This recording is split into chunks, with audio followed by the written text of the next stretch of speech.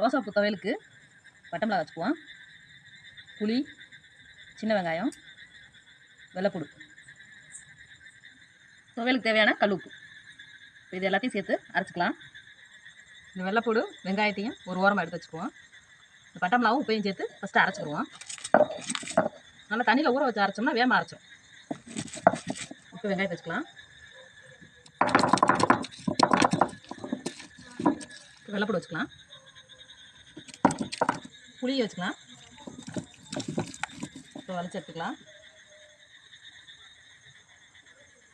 ரோசாப்பூ துவையல் ரெடி ஆயிடுச்சு. அப்படியே இந்த ரோஜாப்பூ துவையலை வச்சுட்டு அப்படியே விரல வச்சு ஒரு குழியை போட்டுக்கலாம். அப்படியே நல்லெண்ணெயை ஊற்றிக்கலாம். நல்லா கமகமகமான்னு சூப்பராக இருக்கும்.